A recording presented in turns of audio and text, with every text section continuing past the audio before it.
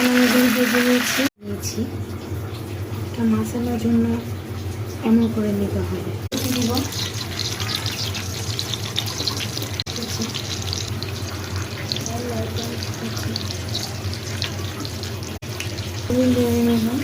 নাড়া দিয়ে ভাজতে থাকবো। Tomato sauce,